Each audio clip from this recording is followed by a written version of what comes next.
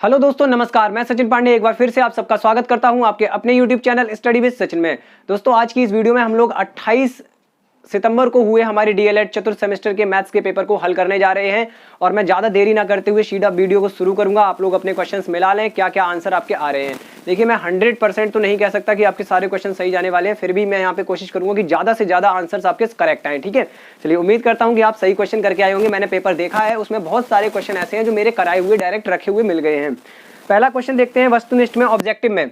ठीक है, वस्तुनिष्ठ प्रश्न, वस्तुनिष्ठ प्रश्न। अब मुझे उम्मीद है कि आप सबके पास पेपर होगा। ठीक है, आप सबके पास पेपर होगा।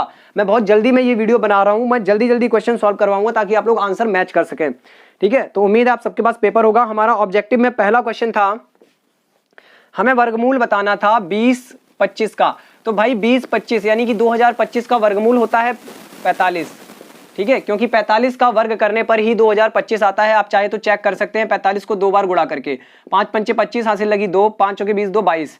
ठीक है, 45 दूनी 90। तो हमारा यहाँ पे कितना हो गया, सॉरी 45 चौके है तो 180 होगा, है ना। तो 5 2 8 2 10 हासिल 1, देखिए 20-25 आ गया। यानी हमारा पहला विकल्प जो है, यानी पहले क्वेश्चन का दूसरा विकल्प करेक्ट है। पहले क्वेश्चन का दूसरा विकल्प यानी 45 सही है। ठीक है, करेक्ट आंसर है 45। दूसरा क्वेश्चन देखते हैं प्यारे मित्रों। दूसरा क्वेश्चन था कि √2 + 1/√2 इसका मान बताइए। ठीक है, तो इसका होल स्क्वायर करना है हमें। तो होल स्क्वायर का सूत्र होता है a² + b² यानी b की जगह जो नंबर लिखा है वो, +2 × a × b। उम्मीद है आप लोग सही करके आए होंगे। देखिए, रूट वाली संख्या का स्क्वायर करने पर रूट और स्क्वायर दोनों हट जाते हैं, बचेगी वह संख्या 2 प्लस यहाँ बचा 1/2। यहाँ देखिए ये कट गया, बचा क्या 2, 2 2 4, 4 + 1/2 यानी कि इसको लिख सकते हैं 4 सही 1/2। आप ऐसे नहीं समझ पा रहे हैं तो ऐसे याद रखिए, 4 दूनी 8 और 1 9/2। जब इसको सही बटा में चेंज करोगे ऐसे भाग करके, 2 चौके 8, 1 बचा, तो यहाँ पे भाग जितनी बार गया वो यहाँ, शेषफल यहाँ पे जिससे भाग कर रहे हैं वो यहाँ पे। 4 सही 1/2, ऑप्शन नंबर 3 करेक्ट है। ऑप्शन नंबर 3 आपका करेक्ट है। पेपर साथ में रख के बैठिएगा। ठीक है, अगला क्वेश्चन हल करते हैं। देखिए, जल्दी करवा रहा हूं ताकि जल्दी से जल्दी आप अपने सारे आंसर मिला सकें, है ना। मुझसे पहले भी बहुत लोग वीडियो डाल चुके होंगे, एक्चुअली मैं लेट हो गया हूं क्योंकि मैं स्कूल में था। तो चलिए अगला क्वेश्चन यहाँ पे देख लेते हैं। पहले तो इसका देख लिया मैंने, ऑप्शन नंबर 3 करेक्ट है, जो कि 4 सही 1/2 है। अगला क्वेश्चन तीसरे में हमें घटना के प्रतिकूल संयोगानुपात दिया गया है।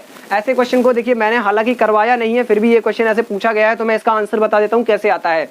प्रतिकूल संयोगानुपात हमें दिया गया है 2:3। ठीक है, 2:3। इसका मतलब होता है कि ये चीज प्रतिकूल है, ये प्रतिकूल है, ठीक है, घटना के, और ये चीज अनुकूल है। प्रतिकूल संयोगानुपात जब बोला जाए तो पहली वाली प्रतिकूल, दूसरी वाली अनुकूल, घटना के अनुकूल। हमसे पूछा गया है कि घटना के घटने की प्रायिकता, घटने की यानी अनुकूल वाला हमें निकालना है। तो देखिए यहाँ पे क्या करना पड़ेगा, प्रतिकूल और अनुकूल को मिलाकर होते हैं टोटल परिणाम। ये बात आपको पता होगी। घटना के ना घटने के और घटना के घटने के दोनों के टोटल मिला के परिणाम आते हैं हमारे पास, तो वही हमें निकालना है। देखिए टोटल कितना हो गया, टोटल हमारे पास हो गया यहाँ पर 5, है ना। और घटना के अनुकूल यानी घटने की प्रायिकता क्या आएगी फिर निकल के, तो प्रोबेबिलिटी आपकी हो जाएगी, टोटल इवेंट नीचे आता है और घटना के अनुकूल इवेंट कितने हैं 3, तो 3/5 आपका करेक्ट आंसर है। यानी कि यहाँ पे जो हमारा विकल्प है वो चौथा सही है। चौथा विकल्प हमारा करेक्ट है। क्या लिखा है 3/5, तो ये हमारा आंसर होगा इस क्वेश्चन का। चलिए नेक्स्ट क्वेश्चन की तरफ बढ़ते हैं। आखिरी ऑब्जेक्टिव क्वेश्चन, चौथा ऑब्जेक्टिव क्वेश्चन। चौथा हमारा ऑब्जेक्टिव क्वेश्चन है कि बहुलक बताइए। ये आप सारे लोग कराए होंगे बहुलक। सबसे ज्यादा बार कौन आ रहा है इस वाले में, देखिए सबसे ज्यादा बार आ रहा है 12। कितनी बार आ रहा है, 3 बार आ रहा है। ठीक है, 12 है, सबसे ज्यादा बार आ रहा है, तो दूसरा ऑप्शन सही है, 12 आपका बहुलक है। पांचवा प्रश्न हमारा है sin 2a = 2 sin a। देखिए क्वेश्चन लिखा हुआ है sin 2a = 2 sin a। ये क्वेश्चन डिट्टो मैंने करवाया है त्रिकोणमिति के रिवीजन में भी, आपको याद होगा त्रिकोणमिति के रिवीजन में करवाया है, सेम टू सेम ऐसा ही क्वेश्चन। ये लाइन कब सत्य होती है, जब a का मान क्या हो, 0 डिग्री हो। a का मान कितना हो, 0 डिग्री। सेम क्वेश्चन करवाया है त्रिकोणमिति के रिवीजन में, आप जाके देख सकते हैं। ठीक है, रिवीजन वाली वीडियो त्रिकोणमिति की, इसलिए मैंने बोला था हर एक वीडियो देखा करो, कहीं से भी क्वेश्चन फंस सकता है। देखिए कितने सारे क्वेश्चन हमारे करे हुए आए हैं। ऑप्शन नंबर 1 सही है, चौथे में ऑप्शन नंबर 1 0 डिग्री, ये करेक्ट है। चलिए ऑब्जेक्टिव क्वेश्चन के आंसर यहाँ पे मिला लीजिएगा। ठीक है, पहले का दूसरा, दूसरे का तीसरा, तीसरे का चौथा और चौथे का दूसरा और पांचवे का पहला। ठीक है, उम्मीद करता हूं आपको समझ में आए होंगे कैसे इनको हल करेंगे। बढ़ते हैं आगे। देखिए असल में मैं चाहता हूं कि शॉर्ट वीडियो हो और आप लोग जल्दी से जल्दी सारे क्वेश्चंस मिला लें, इसलिए मैं इतनी जल्दी आपको सॉल्व करवा रहा हूं। ठीक है, नेक्स्ट क्वेश्चन की तरफ बढ़ते हैं। हमारा अगला प्रश्न है यहाँ पर देखिए अति लघु में छठवां प्रश्न, जल्दी से करते हैं। अति लघु में छठवां प्रश्न, यदि किसी वृत्त का क्षेत्रफल 154 वर्ग सेंटीमीटर है तो उसका व्यास ज्ञात कीजिए। आपको क्षेत्रफल दिया है पाई आर स्क्वायर 154, ठीक है, तो यहाँ पर पाई का मान रखो 22/7, यहाँ आर स्क्वायर बराबर 154, आर स्क्वायर का मान निकालते हैं 154, 7 नीचे है तो उधर ऊपर गुणा में चला गया और 22 यहाँ पे ऊपर है तो नीचे आ गया। 22 सत्ते 154, 7 सत्ते 49, आर स्क्वायर बराबर कितना आ गया 49, तो आर बराबर √49 यानी आर बराबर आ गया हमारा 7 सेंटीमीटर। व्यास पूछा गया था, क्या पूछा गया था, व्यास, जो कि होता है 2 गुणा त्रिज्या यानी आर, 2 गुणा 7 यानी कि 14 सेंटीमीटर हमारा करेक्ट आंसर है इस क्वेश्चन का। क्या करेक्ट आंसर है, 14 सेंटीमीटर। उम्मीद करता हूं आपको समझ आया होगा, देख लीजिए, नोट कर लीजिए, है ना। आप अगर करके आए हैं तो बहुत अच्छी बात है। अगले प्रश्न की तरफ बढ़ते हैं, स्क्रीनशॉट लेते रहना जल्दी जल्दी सभी क्वेश्चंस के। अगले प्रश्न की तरफ बढ़ते हैं। हमारा अगला प्रश्न है यहाँ पर 7वां प्रश्न, 243 की घात हमें दी गई है कितनी, 2/5 दी गई है, असल में 3/5 है, मुझे सही से समझ नहीं आ रहा, तो 3/5 है, ठीक है। 3/5 हमारी घात दी गई है। इसको कैसे सॉल्व करेंगे भाई, 243 के गुणनखंड काटते हैं अगर हम, तो देखिए हमें मिलेगा 3 अट्ठे 24, 3 एकम 3, 3 दूनी 6, 3 सत्ते 21, 3 निम 27, 3 त्रिका 9 और 3 एकम 3, 1 2 3 4 5 बार गुणा, 243 में 3 की घात 5 हो गया और इसकी घात लगी है 3/5 यानी 3 की घात 5 गुणा 3/5। घात पे घात लगी हो, घातांकों के नियम पढ़ाए थे, घात पे घात लगी हो तो घात का आपस में गुणा। अब देखिए ये गुणा ऊपर अंश में होता है तो 5 से 5 कट गया, बचा क्या 3 की घात 3 जो कि होता है 27। आंसर आ गया। देखिए कितना सरल क्वेश्चन था, बहुत आसान क्वेश्चन था, बहुत जल्दी आप लोग कराए होंगे उम्मीद है मुझे, ठीक है। नाक बिल्कुल नहीं कटवाई होगी आप लोगों ने। स्कोर जरूर बता दें आपका, जितना आप करेक्ट करके आए हैं वो स्कोर जरूर बता दें। नेक्स्ट क्वेश्चन की तरफ मूव करते हैं। अगला हमारा क्वेश्चन है, एक समीकरण दिया गया है और कहा गया है, देखिए कह दिया गया है, मैंने आपको बोला था जब कहा जाए हल कीजिए तो बराबर में 0 लिखना है, जब कहा जाए हल कीजिए तो बराबर में क्या करना है, 0 लिखना है। तो भैया हमने क्या किया, x² - 14x + 49 बराबर 0 ले लिया क्योंकि हल करना है। तो भाई यहां से क्या हुआ हमारा, देखो सिंपल सा, 49 के ऐसे गुणनखंड करें जिन्हें जोड़ने पर 14 आ जाए, तो 7 सत्ते 49, 7 और 7 14, 7 + 7 x + 49 बराबर 0। यहां से माइनस का गुणा, उधर से x का गुणा, तो -7x - 7x + 49 बराबर 0। यहां से x कॉमन, तो x - 7 यही यहां लाना है, x - 7, पीछे का चिन्ह बदल रहा है, माइनस कॉमन आएगा, x - 7 बराबर 0, दोनों ब्रैकेट में आ गया x - 7, दूसरे में भी कितना आ गया x - 7, ठीक है। तो चलिए यहां पर देखिए हम क्या लिखेंगे, दोनों ब्रैकेट सेम है तो x - 7 का स्क्वायर बराबर 0 यानी x - 7 बराबर 0, x बराबर कितना 7। ये हमारा हल है इस क्वेश्चन का। x बराबर कितना आएगा, +7 आएगा x का मान, ठीक है। उम्मीद करता हूं आप ऐसे ही करके आए होंगे। अगर आप गुणनखंड काट के छोड़ आए हैं तो मान लीजिए कि आपका आधा नंबर काट लिया जाएगा, ठीक है। चलिए नेक्स्ट क्वेश्चन की तरफ बढ़ते हैं। अगला हमारा प्रश्न है यहाँ पर 9वां प्रश्न। देखिए 9वां प्रश्न हमारा है 15.625। 9वां प्रश्न हमारा है 15.625। इसका घनमूल निकालना है। तो घनमूल मतलब ऐसे करके, देखिए मैंने सिखाए थे घनमूल, ठीक है। पॉइंट हटाओ, नीचे कितनी जीरो बढ़ गई, नीचे बढ़ गई हमारी 3 जीरो क्योंकि 3 अंक है दशमलव के बाद। तो घनमूल निकालने के लिए आपने क्या किया, इसके गुणनखंड किए तो आपको मिलेगा 25 × 25 × 25 बटे में 10 × 10 × 10। तो यहां से हमें देखिए एक जोड़ा ऊपर बन रहा है, घनमूल है तो 3 3 का जोड़ा बनाएंगे, एक ऊपर एक नीचे, कितना बचा 25/10 यानी कि 2.5 हमारा सही आंसर है इस क्वेश्चन का। चलिए अगला क्वेश्चन बढ़ते हैं, अगले क्वेश्चन की ओर बढ़ते हैं। अगला 10वां प्रश्न, वो भी बहुत आसान है। 10वां प्रश्न लिखा हुआ है 1 - 10² 45 अंश अपॉन 1 + आपका क्वेश्चन पेपर बहुत इजी आया था, बहुत ज्यादा इजी, ठीक है। 10 45 का मान होता है 1, तो 1 - 1² अपॉन 1 + 1², ठीक है। उम्मीद है कि आपको दिख रहा होगा भाई, एक भी मार्कर नहीं चल रहा है जल्दी में, ठीक है। यहाँ पे देखिए कितना आएगा, 1 का वर्ग 1 अपॉन 1 + 1, ये हो गया 0/2, आंसर आ गया 0। ये हमारा करेक्ट आंसर है इस क्वेश्चन का। चलिए अंतिम क्वेश्चन देख लेते हैं अति लघु में। अति लघु में अंतिम क्वेश्चन यानी 11वां प्रश्न। ठीक है, अभी तक के आपने अगर सारे क्वेश्चन सही किए तो बहुत बढ़िया, आप बहुत अच्छा गणित पढ़ रहे हैं। यूपी टेट में भी और सी टेट में भी आपको ऐसे ही फायदा मिलेगा गणित अच्छा पढ़ने का। 11वां प्रश्न, 11वां प्रश्न क्या है? वह छोटी से छोटी संख्या ज्ञात कीजिए जिससे 6075 में गुणा करने पर गुणनफल पूर्ण वर्ग हो जाए। मैंने ऐसे क्वेश्चन भी करवाए थे। ठीक है, तो ये हमारा क्या है 6075। इसके सबसे पहले गुणनखंड काट लो। किससे काटे? 3 से काट लेते हैं। 3 दूनी 6, 0, 3 दूनी 6, 3 पचे 15, फिर 3 से तो 3 तिचिंग 18, 3 सत्ते 21 और 3 पचे 15, फिर 3 से 3 दूनी 6, 3 दूनी 6 और 3 पचे 15, फिर से 3 से 3 सत्ते 21, 1 बच गया, 3 पचे 15, फिर से 3 से तो आ जाएगा हमारा 3 दूनी 6, 1 बच गया, 3 पचे 15। अब यहाँ पे कितने काटा जाएगा? 5 से, 5 पंचे 25 और देखिए 5 पंचे 25, तो हमने लिखा 6775। क्या लिखा? 6775। 6775 के बराबर में हमने लिख दिया जो भी गुणनखंड आ रहे हैं 3 गुणा 3 गुणा 3 गुणा 3 गुणा 3, 5 बार। देखिए 1 2 3 4 5 बार और गुणा में 5 गुणा 5। अब देखिए जोड़े बनाइए क्योंकि हमें पूर्ण वर्ग बनाना है इसको, तो जोड़े बनाइए। देखिए अब यहाँ पर इस 3 का जोड़ा नहीं बन रहा है, इसका मतलब एक 3 से गुणा करना पड़ेगा तभी जोड़ा बनेगा। तो हम लिख देंगे अतः 3 से गुणा करेंगे, अतः 3 से गुणा करेंगे। हमारा करेक्ट आंसर हो गया 3 से गुणा करेंगे। ठीक है, चलिए लघु उत्तरीय प्रश्नों की ओर बढ़ते हैं दोस्तों। तो चलिए मित्रों देखिएगा लघु उत्तरीय हमारा पहला प्रश्न यानी 12वां प्रश्न देखेंगे। यहाँ पर कौन सा प्रश्न देखने वाले हैं? 12वां प्रश्न। देखिए 12वां प्रश्न में क्या कहा जा रहा है कि दो पासों को एक साथ फेंकने पर दोनों पर सम अंकों के ऊपर आने की घटना का समुच्चय ज्ञात कीजिए। क्या निकालना है? समुच्चय निकालना है। भाई सिंपल सा क्वेश्चन है। देखिए यहाँ पर ध्यान से इसको सॉल्व करते हैं।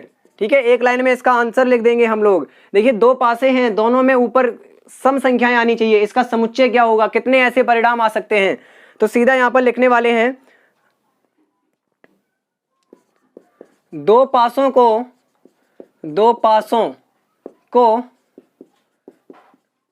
एक साथ फेंकने पर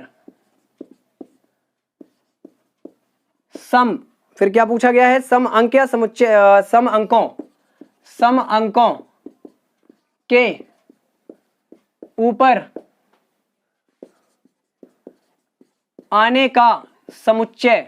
तो आपको पता है समुच्चय कैसे लिखा जाता है? समुच्चय लिखा जाता है करली ब्रैकेट में, मझले कोष्ठक में। अब देखिए आप समझिए इस बात को कि हम दो पासे फेंक रहे हैं, तो यदि पहले पे 2 आ रहा है, 2 से ही शुरू करते हैं, तो दूसरे पे 2 आ सकता है। ठीक है, और क्या आ सकता है? 2 के साथ 4 आ सकता है, और क्या आ सकता है? 2 के साथ 6। ठीक है, दूसरे पासे में हमने संख्याएं बदल दी हैं। तो ये हमारा एक मतलब देखिए पहले पासे पर 2 आया तो दूसरे पे 2 आ सकता है, 4 आ सकता है, 6 आ सकता है, ऊपर समंक यही आएंगे। अब अगर पहले पासे पर 4 आया, 4 के अलावा कोई समंक नहीं बचता है। ठीक है, मतलब पीछे 2 हो गया, 4 हो गया। अब पहले पासे पर 4 आया तो इस पे 2 आ सकता है, फिर इसमें 4 आया तो इस पे 4 आ सकता है, और इस पे 4 आया तो इस पे 6 आ सकता है। अगला परिणाम ये हो गया। नेक्स्ट, ठीक है, 6 और 2, और फिर 6 आएगा तो इस पे 4 आ सकता है, और यहाँ पे 6 आएगा तो दूसरे पर भी 6 आ सकता है।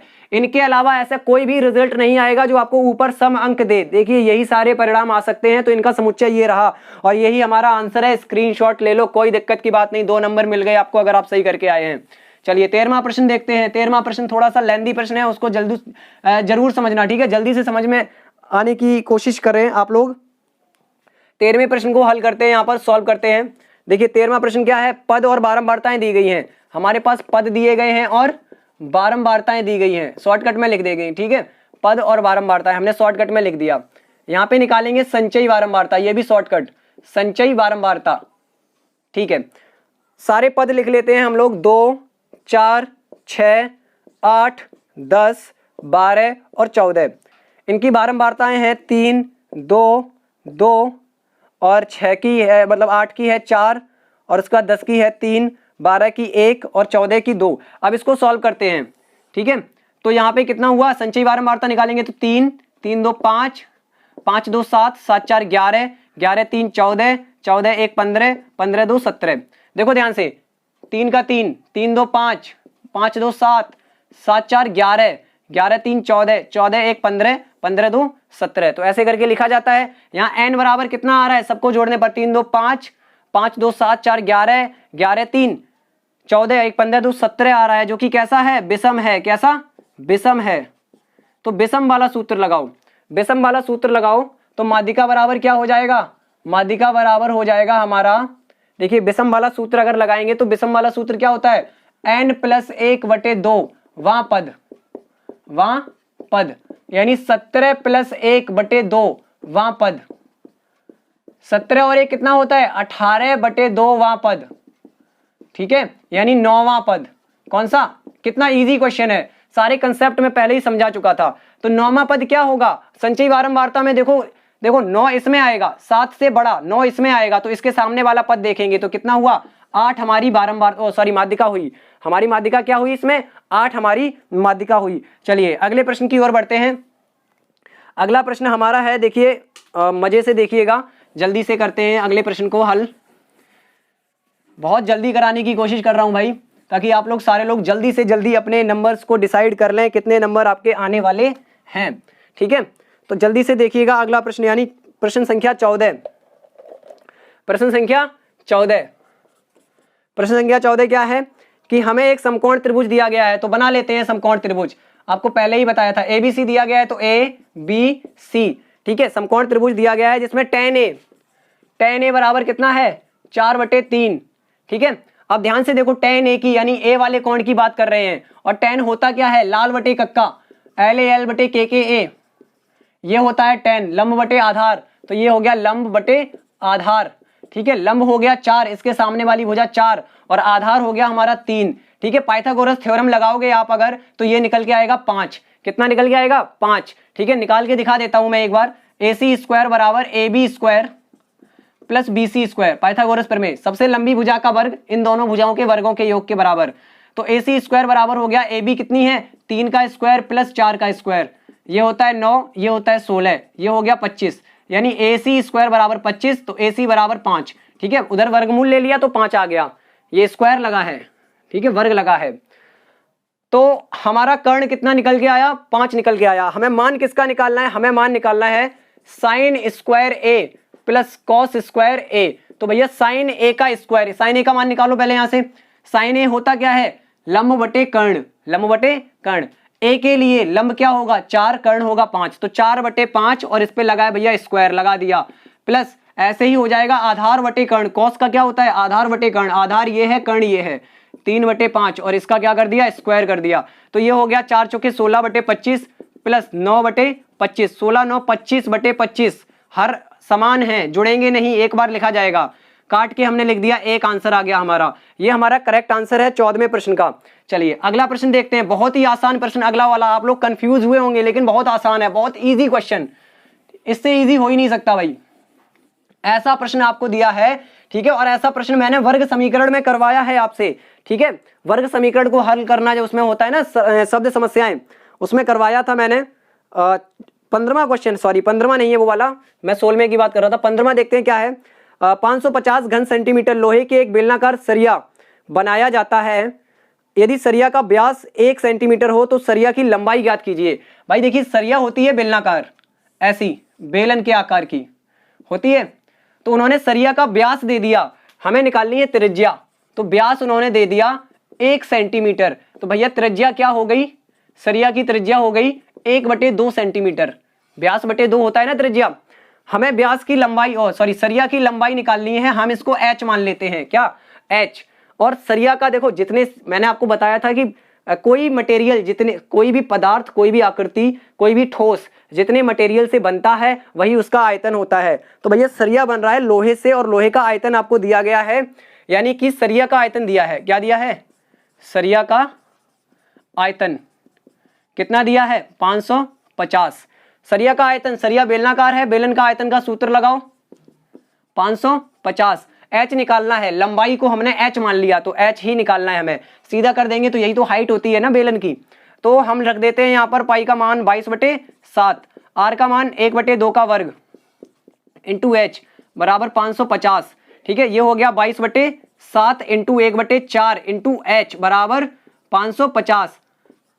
h का मान निकालना है भैया, तो जो जो नीचे है नंबर वो इधर आ जाएंगे ऊपर, 7 गुणा 4 बटे जो ऊपर है वो नीचे आ जाएगा 22 गुणा 1। देखिए 11 दूनी 22, 11 पचे 55, 2 दूनी 4, 7 दूनी 14 और 14 देखो अब गुणा कर लेते हैं, हमारे पास क्या बचा है 50 गुणा 7 गुणा 2, ठीक है 5 सत्ते 35 दूनी 70, 700 सेंटीमीटर क्या होगी सरिया की लंबाई 700 सेंटीमीटर। अगर हम 100 से डिवाइड कर दें तो 7 मीटर आंसर आएगा। वैसे ये भी सही है, कोई दिक्कत की बात नहीं है। अगर आप इतना निकाल के आए हैं तो आपका आंसर एकदम करेक्ट है। स्क्रीनशॉट ले लो, बाद में मिला लेना अच्छे से, ठीक है। ये हमारा आंसर होगा इस क्वेश्चन का। बढ़ते हैं अगले प्रश्न की ओर। स्क्रीनशॉट अगर भूल जाओ तो बैक करके ले लेना, ठीक है। चलिए बढ़ते हैं अगले प्रश्न की ओर। अगला हमारा प्रश्न जिसको मैं बोल रहा था बहुत सरल है, वही वाला क्वेश्चन आ गया है कि एक टोकरी में 1250 फूल हैं। एक टोकरी में फूलों की संख्या कितनी है 1250, ठीक है। बाद में बोला गया कि एक व्यक्ति नगर के प्रत्येक मंदिर में उतने ही फूल चढ़ाता है जितने की नगर में मंदिर हैं। वर्ग वाला क्वेश्चन है, ठीक है। लिखा है यदि उसने कुल 8 टोकरी फूल चढ़ा दिए, तो हमने एक टोकरी में फूल लिखे थे, हम 8 में निकालेंगे। 8 टोकरी में फूलों की संख्या, 8 टोकरी में फूलों की संख्या 8 गुणा 1250, देखिए 0 8 पंजे 40 हासिल लगी कितना 4, 12 8 96 और 4 100, ठीक है। ये हमारे आगे टोटल फूल। अब ध्यान से देखिए क्या कहा जा रहा है कि उस नगर में कुल कितने मंदिर हैं। यहां मान लेते हैं, माना नगर में x मंदिर हैं, कितने x मंदिर हैं। तो भैया देखो प्रश्नानुसार उसने क्या किया कि उसने नगर में x मंदिर थे, हर मंदिर में x फूल चढ़ाए। आपको वर्ग समीकरण पढ़ाया था, उसी का क्वेश्चन है। तो टोटल कितने फूल चढ़ा दिए 10,000 चढ़ा दिए। x स्क्वायर बराबर 10,000 होता है यहाँ पे, तो x बराबर अंडर रूट निकालेंगे कितने का 10,000 का। तो भैया 10,000 का अंडर रूट कितना आता है 100, यानी नगर में मंदिरों की संख्या क्या है, नगर में अतः नगर में 100 मंदिर हैं, 100 मंदिर हैं। देखिए कितनी जल्दी जल्दी आंसर आ रहे हैं, ठीक है। स्क्रीनशॉट ले लो, ये क्वेश्चन ऐसे किया जाएगा जल्दी से, ठीक है। अगले क्वेश्चन की ओर बढ़ते हैं। अगला हमारा क्वेश्चन है, देखिए बहुत ही आसान से क्वेश्चन आपके आए थे और बहुत सरल पेपर आपका आया था। मुझे तो लग रहा है कि आप तो इस बार 25 में से 25 मारने वाले हैं आप लोग। अगला हमारा प्रश्न है 17वां प्रश्न। 17वां प्रश्न है कि एक लंबवृत्तीय शंकु की ऊंचाई उसकी आधार के त्रिज्या के बराबर है। हम यहां मान लेते हैं, माना ऊंचाई कितनी है h है, तो आधार की त्रिज्या भी कितनी हो गई, आधार की त्रिज्या भी कितनी हो गई h ही हो गई, क्योंकि दोनों चीजें बराबर दी गई हैं सवाल में, है ना। लंबवृत्तीय शंकु की बात हो रही है, ऐसे इसकी बात हो रही है, आधार की त्रिज्या भी h हो गई और इसकी ऊंचाई भी क्या हो गई h हो गई। तो भैया क्या कहा क्या जा रहा है, आगे पढ़ो। उसका आयतन 9 पाई घन सेंटीमीटर है, शंकु की ऊंचाई ज्ञात कीजिए। शंकु का आयतन दिया है आपको, देखो कितना इजी क्वेश्चन है। शंकु का आयतन आपको दिया गया है 9 पाई। आयतन का सूत्र लगाओ 1/3 पाई r स्क्वायर h, ठीक है। और ये हो गया 9 पाई। अब चूंकि आपको पता है r भी क्या है h है, त्रिज्या भी कितनी है h, तो 1/3 पाई, यहां भी h स्क्वायर इंटू h बराबर 9 पाई। ये देखिए r स्क्वायर की जगह h स्क्वायर कर दिया, तो हो गया हमारा पाई का ऊपर गुणा कर दो, पाई बटे 3, ये हो गया h क्यू बराबर 9 पाई। देखो h क्यू का मान निकालो, तो 3 ऊपर चला गया, 9 पाई इंटू 3 बटे पाई नीचे आ गया, पाई से पाई कैंसिल, बचा 27। h क्यू बराबर कितना निकला 27। अब हाँ यहां से हम अगर क्यूब हटाएं तो उधर लग जाएगा हमारा घनमूल, ठीक है, क्यूब रूट। ये मैंने क्यूब रूट की घातें लगाई हैं यहाँ पर, 3 रूट के ऊपर 3 घातें, और ये क्यूब रूट कितना निकल के आएगा 3, तो हमारा आंसर आ जाएगा 3 सेंटीमीटर, ठीक है। क्या आ जाएगा 3 सेंटीमीटर। तो भैया देखिए हमारा आंसर एकदम करेक्ट है, टेंशन बिल्कुल ना लें, ठीक है, एकदम करेक्ट आंसर आ रहा है। आगे बढ़ते हैं, इसका भी स्क्रीनशॉट ले लेना, वीडियो को एक कदम पीछे करके 2 सेकंड पीछे करके स्क्रीनशॉट ले सकते हैं, ठीक है। लास्ट क्वेश्चन देखिए, लास्ट क्वेश्चन बहुत ही इजी क्वेश्चन था और मैंने करवा रखा है, आपको प्रैक्टिस में भी करवाया है। लास्ट क्वेश्चन देखिए, पेपर ये पिछले ही पेपर्स में भी आया था, है ना। इस क्वेश्चन को मैं बताने का कोई वैसे कोई मतलब नहीं है, क्योंकि मैंने ये क्वेश्चन आपको बहुत अच्छे से समझाया है और इसके जो आंसर्स हैं वो 80 और 100 हैं। क्या है 80 और 100। इसमें कहा गया होगा कि AB एक वृत्त का व्यास है ना, AB एक वृत्त का व्यास है, एक ये कोण बन रहा है और एक ऐसे कोण बन रहा है। ठीक है, ये कोण हमें दिया गया है कितना 30, ये O दिया है और ये इधर का कोण दिया है हमें 40, सॉरी कितना दिया है 40 अंश। तो देखिए उम्मीद करता हूं आपको ये वाला क्वेश्चन तो आप करके ही आए होंगे। ये वाली पॉइंट दी है C, ये D, चूंकि आपको बताया था अर्धवृत्त में बना कोण 90 अंश होता है, तो ये कोण हो गई 90 अंश के, कितने के 90 अंश के। अब निकाल दो, बहुत इजी हो गया। त्रिभुज ACB में क्या है कोण, तीनों, एक त्रिभुज के तीनों कोणों का योग 180 अंश होता है, तो कोण ACB प्लस कोण ACB और CAB प्लस कोण ABC। ठीक है, देखिए ACB, CAB और ABC तीनों को जोड़ा कितना होना चाहिए 180 अंश। ACB कितना है 90 प्लस CAB कितना है 30 प्लस ये निकालना है हमें ABC बराबर हो गया 180 अंश। ठीक है, तो कोण ABC कितना निकल के आया 180 अंश, और इन दोनों को यहां जोड़ेंगे 60, उधर ले गए -60, कितना बचा 180 में से 60 घटाया तो ओहो 9 3 12 सॉरी 120 होगा, यहाँ पे 120 होगा, कितना बचा 60 अंश बचा, कितना 60 अंश, तो ये हो गया 60 अंश। अब आपसे पूछा गया था कि कोण CBD बताइए, CBD यही क्वेश्चन में पूछा जा रहा है, तो CBD क्या हो गया, ये पूरा हो गया, इसमें 60 और 40 जुड़ गया, तो 60 अंश प्लस 40 अंश कितना हो गया 100 अंश। इसी प्रकार आपको इधर सॉल्व करना है भाई, इसी प्रकार सेम टू सेम नीचे वाले त्रिभुज में, या फिर आपको यह भी पता है कि ये एक चक्रीय चतुर्भुज है क्योंकि इसके सभी कोने वृत्त की परिधि पर हैं। चक्रीय चतुर्भुज में आमने सामने के कोणों का योग कितना होता है, आमने सामने के कोणों का योग होता है 180, यानी कि हम बोल सकते हैं कि कोण CAD प्लस कोण CBD कितना होगा 180 अंश होगा। कोण CAD हमें निकालना है, देखिए एक आंसर तो ये आ चुका है, CBD पूछा था वो ये आ गया, CAD कितना होगा CAD प्लस CBD निकाला हमने 100 बराबर 180 अंश, तो CAD कितना हो गया 180 माइनस 180 अंश माइनस 100 अंश, कितना बचा सिर्फ 80 अंश, तो ये हमारा दूसरा आंसर हो गया। ठीक है, CBD इतना है, CAD इतना है, ये दोनों आपके आंसर हैं। उम्मीद करता हूं आप सारे क्वेश्चन अच्छे से करके आए होंगे। तो आई होप आपको आज का ये सॉल्यूशन पसंद आया होगा। सारे क्वेश्चन मैंने बहुत ही जल्दी से बहुत ही आसानी से आपको समझाने की पूरी कोशिश की है। मिलेंगे अगली वीडियो के साथ, तब तक के लिए नमस्कार। इसको एंजॉय कर दें, इसको दोस्तों में शेयर जरूर कर दें, और वीडियो पसंद आई हो तो लाइक जरूर कर दें। चलिए इसको एंजॉय कीजिए, मिलते हैं अगली वीडियो के साथ। नमस्कार, बाय बाय, जय हिंद।